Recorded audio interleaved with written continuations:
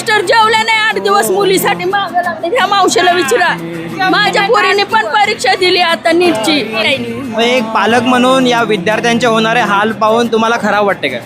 खराब नाही तर किती खराब वाटतंय. डोळ्यातून पाणी येत आहे. मुलं वर्षभर एवढा अभ्यास करतात, मेहनत करतात, आईबापांची काळजी करून की आईबापा कष्ट करून आपल्याला पैसे देतात शिकण्यासाठी की माझ्या मुलांनी काहीतरी व्हावं, डॉक्टर व्हावं, वकील व्हावं, इंजिनियर व्हावं. त्यासाठीच आई वडील कष्ट करून पैसे भरतात ना.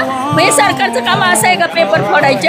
तुम्ही एकेकाळी बहुतेक बीजेपीला वोट दिला असणार ना. हो आता तुम्हाला हे सगळं चेंज झालेलं पाहिजे.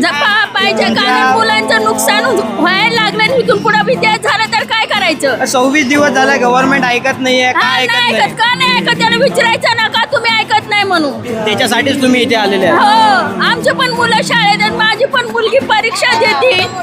आम्ही पण पैसे भरले. जुन्या भांड्याचं काम करून आम्ही मुलं शिकवतात, एवढे पैसे आणतात. मग हे काय फुकट आहे का? आणि सरकार मुंडक्या मुरगाळून खात आहे गरीबाचं. यांना गाड्या नव्हत्या बसायला, बंगले नव्हते. कशा बंगले आले यांना? त्यांनी आपलं ऐकायला पाहिजेच. ऐकायलाच पाहिजे. आपण माघारच घ्यायला नाही पाहिजे त्यांच्याकडून. करायलाच पाहिजे ते की हे सरकार बदलायलाच पाहिजे. जे आमचे मान्य आहे ना आम्हाला ते द्यायला पाहिजे ते. बरं, हे श्रीमंत लोक जे आपल्या फायद्यासाठी हे पेपर फोडतात हा आणि काय गरीब राहते. गरीबच राहतो ना, कारण त्यांच्याकडे पैसा नाही म्हणून. यांच्याकडे पैसा म्हणून ही उत्मात करतात, पैसे देऊन असे पेपर फोडतात. तुम्हाला काय वाटते हे सरकार गरीबाची आहे की नाही आहे? नाही गरीबाचं नाही, पैसा मागचं सरकार आहे. आत्ताचं सरकार पैसा मागलंय. चला, धन्यवाद काकू. जय महाराष्ट्र. जय महाराष्ट्र, जय भीम. जय भीम.